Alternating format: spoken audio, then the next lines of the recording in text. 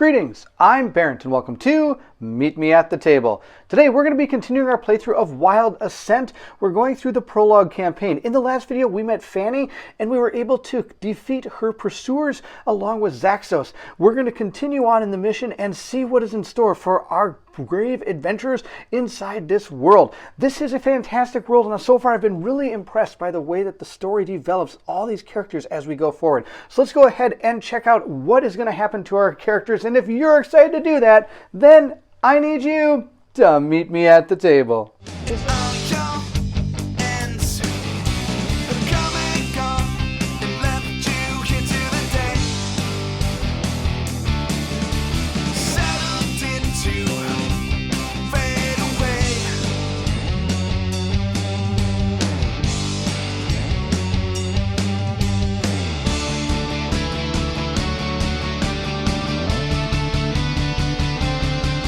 We'll start with our story called Vercelius's Assassin.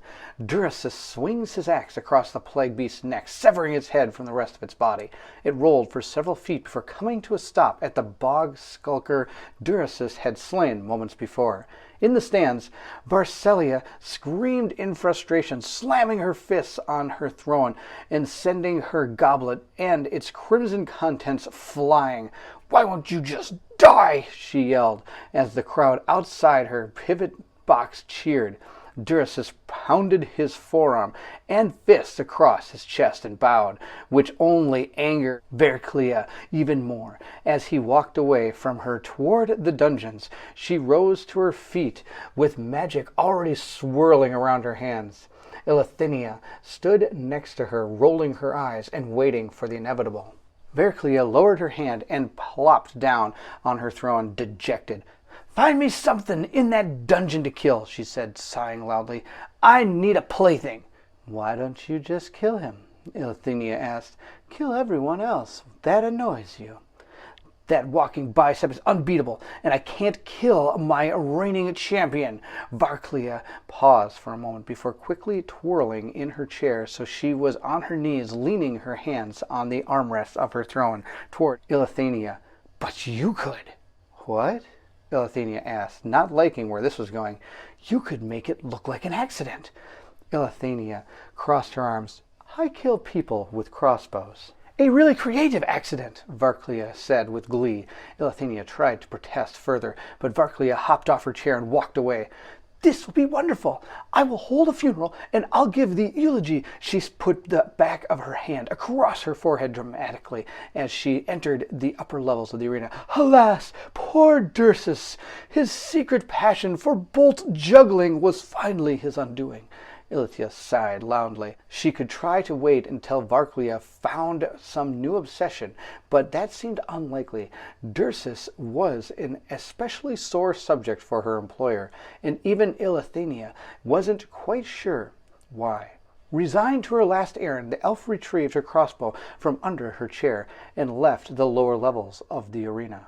Since his last match ended, Durasus was likely to be found in his tropes armory. If Eleuthenia was lucky, he'd be the last one to leave. Gladiators were not permitted to bring weapons into the dungeons, but there would be too many witnesses, all who would likely aid Durasus in killing one of Verclia's friends, such as herself. Fighting the champion in the Silver Stream in a room full of weapons was not ideal, but it was better than any alternatives. Eleuthenia snuck in a side door near the entrance of Durasus's armory, careful not to make a sound. She pressed her right ear to the wooden door, listening for any indication the armory was occupied. She could only hear a rhythmic swipe of stone upon metal. She opened as silently as she could, pushing it gently so it would open the rest of the way without further aid. As the inside of the armory came into view, she drew both her crossbows, ready to fire. Durasus sat on a bench with his back to the door, sharpening his axe. "I was wondering when she would send someone else to kill me." Eleuthenia entered the armory, looking left and right to be sure the room was clear. "It was only a matter of time, I suppose." "Do you believe you can?" Eleuthenia laughed mercilessly. "What are you, 40? I have hair clips that have seen more seasons." That's the problem with you elves, Dursus said, turning and throwing the whetstone at Elethinia's head. Elethenia dove out of the way, rolling to her right and shooting her crossbow at Dursus, who deflected both bolts with casual swing of his axe. All style, no substance. So here we are in a one-on-one battle with Dursus, the champion, versus us. I don't know, we'll see how this all goes. Our objective is we must slay Dursus to win, but the campaign does not end if I lose. Since this is a one-on-one battle, we'll read the victory text and continue to the next page regardless. So this is kind of a moot point, but I know there's some abilities we get if we're able to defeat him. Dursus Instinct decked should only have 4 cards. We're going to remove the cards that target allies. He does have 2 cards in his deck that will trigger allies that he has with him, so we're removing those. Also, the Royal Bloodlines is unlocked for this encounter. For this battle, we'll be playing on the arena map, which is pretty cool, and we'll see how it all transpires. Here's our hero going over her. She does have 4 movement, 22 health, 1 defense, and 2 defense against magic. She has a range of 3. She gets 2 base dice and rolls 5 regular dice. That's going to be awesome. She has this thing called Elven Aim on a special, ×2, so I have to roll 2 specials when I roll my 5 dice. Assign damage, which means it'll go right through the armor. Cripple. Attack a creature within range 3 of you with 2 base dice. On attack, assign damage and cripple. The creature has 0 defense until after it is attacked. So she has that ability if I wish to use it. Also, our Royal Bloodline is unlocked that states, free action. When Elethenia ends her activation, she may activate again. And the cool thing is this is, again, one of the main characters from the core game. So again, we're learning a little bit more about these characters, which is pretty cool. So her deal is she was working with the arena owner or the person in charge of the arena, and she's going to probably try to kill the main champion. Now let's take a look at him. He's right here. The cool thing about him is you could play him either as a hero or you could play him in the arena as well when you play the competitive version. Or we're playing him like this, and he's going to be using his battle deck since he's going to be a bad guy. So he's got his 4 cards here that he says he's supposed to use because the other 2 have been removed for this fight. He does get to use the ability here. Dursus may not travel to the Silver Stream, which is only going to be used if you play him in your actual campaign game. And it does say Veteran of the Silver Stream. Global effect, all allied seekers have +1 base damage. So he's really good when he's working with other seekers, but it's not going to help him right now. But it is cool to see how he would be able to interact with other people when you use him inside like the hunt scenarios, or potentially when you use some of the campaign things that just has to actually use any seeker you want. You could choose to use this guy. Now this guy's got 3 speed. Look at this, 30 health. That's out of control. He's got 2 defense. He only has a range of 1 because he has this big giant axe. Almost could be a range 2 with that axe. He uses 4 base dice. So every time he attacks, no matter what, he's going to do 4. Then he has 2 dice that he'll be rolling. Now, of course, these will only be used if he's actually being controlled by the Seekers. His actual activations will be controlled by this deck right here, and we'll see how that plays out. I have set our 2 health meters at 30 and 22 respectively. We have our 2 characters. Elethenia, she's right here. She's got her crossbows that she loves to use, which is pretty cool. I'll place her right down here. Then we have Dursus. Look at this guy. He's got this big giant axe. This guy is amazing. Oh, I can hardly wait to use him in just the campaign. But for right now, we're going to take him down. I'm going to put him right there. So our characters are facing off right there next to each other. And actually, crossbows are not going to be that great against that. Lastly, we have to place down our obstacles. I didn't realize until I actually put the map down on the board that we use different obstacles for the arena than we do for the outside world that we've been playing on before.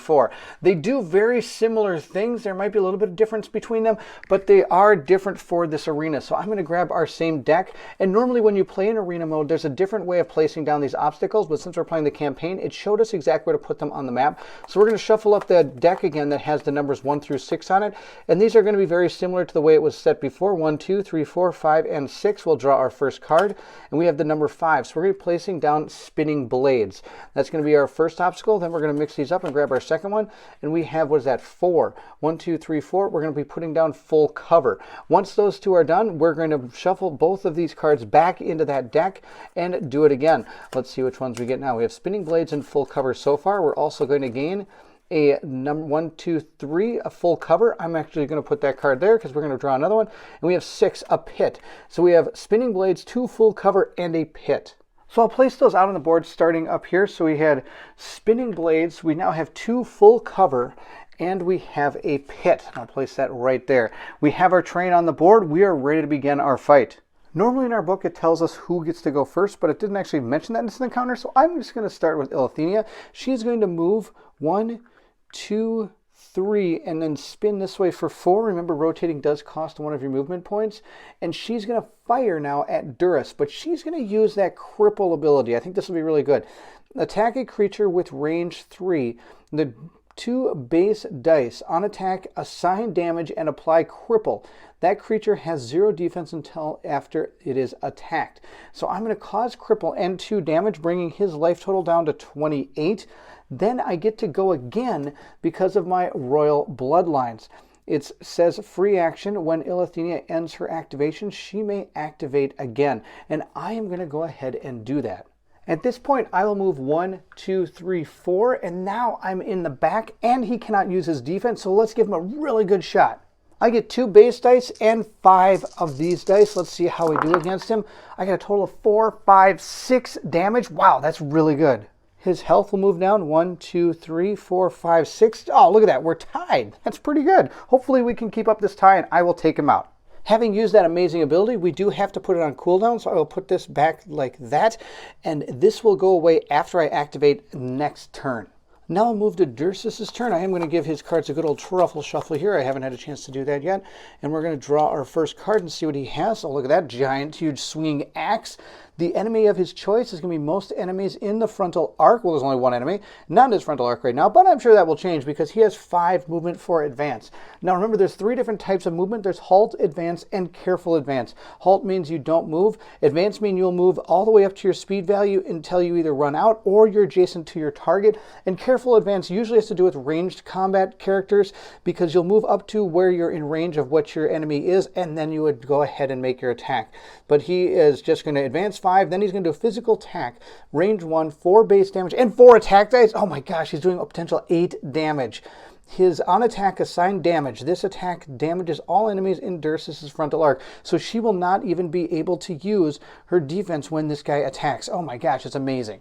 Dursus, after being shot in the back of the crossbow, is going to turn around and just swing this axe like it's nobody's business. We'll roll up his 4 dice. Hopefully he gets nothing. Oh, he got 2 hits. One of them is a special, but he doesn't have anything that's activating special, so he did a total of 6 damage. Remember when I said we were right next to each other? Not anymore. We're going to go 1, 2, 3, 4, 5, 6. We're at 16. He walloped us really good. Hopefully that doesn't happen again. Ilithenia is going to move 1, 2, 3, and turn 4 and fire. I like just kind of dancing around him. Next turn, of course, we do get that double attack again, which would be really helpful. We'll roll up her 5 dice that she gets to attack with, and she got a total of 1, 2, 3. Sadly, I did not get 2 specials to activate her Elven Aim, which means she's only going to do a total of 5 damage, but he's going to deflect 2, meaning he's going to take only 3. Oh no, this is not going well. With 3, 1, 2, 3, oh, we're losing ground here pretty quick. Good news is this is now ready to go for our next round. Bad news is he gets to activate. Let's see what he gets to do now. He's going to swing his axe again. I'm guessing everything has swing his axe. He's going to go for the enemy with the lowest health and nearest. He's going to advance 5. He's going to make a range 1, 3 base, 5 attack damage. All allies adjacent to Dursus target make a 4 attack dice attack against that enemy. Oh my gosh, that's amazing. All right, so good news. We're not having to worry about any of his allies, so we're just going to do a 3 base, 5 attack to Ilithenia, but we are going to advance 5. Unlike our characters, they're not going to try, the AI isn't going to try to get behind us or anything. It's going to move as fast as it can to as close as we can. So it's going to attack her, oh my gosh, with 3 base damage and 5 dice. Let's see how bad this goes. It goes really, really bad. Really, really bad. So we got a total of 8 damage to us. This seems like kind of a losing cause after that. The good news is I get to absorb 1 with my defense. So 1, 2, 3, 4, 5, 6, 7. Wow, a total of 8 damage he did. Okay, we at least get 2 attacks this turn. Here's what we're going to do. Move 1, 2, 3, 4. Turn like that, make an attack. Then we're going to go 1, 2, 3, 4 again. We're kind of dancing around him and taking our shots when we can. And I get to do 2 extra damage when I attack from the back. I forgot to take that 2 damage off him when I attacked from the back last time, so I am going to just move his health total down from 19 to 17. We need all the help we can get when trying to take this guy down. Last time the first attack we did was that cripple attack. I'm not going to do that this time. We're just going to roll some dice and hopefully get this guy. I need to start getting a lot of real lucky rolls. That's what I'm talking about, lucky rolls. 1, 2, 3, 4 damage, plus I get to do 2 base damage when I attack. So that's a total of 6, and with these 2 specials, that is going to trigger my Elven Aim. It says right here, on special times 2 assigned damage, so he does not get to use any of his defense. He is going to take a total of 2, 4, 6 damage right to the face, bringing his life total down to 11. So things are looking a little bit more up for us. Let's roll our second attack against him because I'm going to use my Royal Bloodlines. Let's roll this up and see how well we do this time. Oh, it was just not as good as the last time. It would have been so much better if we got more specials. We did not get more specials, so we did a total of 1, 2, 3, 4, 5, and I get 2 extra for attacking in the back for 5, 6, 7. We are going to subtract 2 from his armor, so I did a total of 5. We'll take his token, 1, 2, 3, 4, 5. We are ahead of him now, but of course he's going to activate next. Oh no, this is going to be really close. Oh, I don't know if we're going to be able to do it. We sadly have to lock that ability now, so we don't get to use it twice in a row, which is really sad. Let's see what his next card is. It's his big giant axe yet again. It does 4 base damage with 4 attack dice right here. Oh my gosh. So let's see how much he does. He's just going to run. We're already standing toe to toe. He's just going to turn and attack. You break into my armory, he says as he swings this giant axe down at her. Let's roll his 4 dice. Hopefully he doesn't do as well as... Oh my gosh, he does well as... He's just on fire. He got 1, 2, 3, 4, plus his base attack of 4. So that means he has done a total of 8 damage to us. 8 seems to be his magic number. We're going to take down 1, 2, 3, 4, 5, 6, 7. We're at 2 health. We need to do 1, 2, 3, 4, 5, 6 damage on this attack or it's over. There's no way I'm going to survive another attack from him. I'm not even going to move. I'm just going to shoot from where I am. We need to get some good dice. In order for us to win, these have to be special. Come on, special dice. Oh, there's no special dice. We got a total of 4, 5, 6 damage. He's going to soak up 2, meaning I'm only going to be able to do 4 damage to him. And then his next attack is probably going to take us out. We'll move his health total, 1, 2, 3, 4, and I'm sure you can see the writing on the wall. I'm going to discard his card, and I'm just going to draw his next card here. It's his giant swing. It has a 3 base damage, which means no matter what, it's going to do 2 damage to me, and I will be disposed of. Oh, so close, so close. Even though we lost, the victory condition is still supposed to be read according to our special effects and objectives to this actual mission. It says, Dursus caught more than a few of Ilithinia's bolts. But in the end, he stood victorious. He towered over here, his massive axe ready to strike the final blow. Be quick about it, Ilithinia said, scowling at Dursus from the ground. I've lived far too long and seen too much. Dursus raised his axe ceremonially, but then rested it on his shoulder. There's only one elf I intend to kill, he said. Get out of my armory.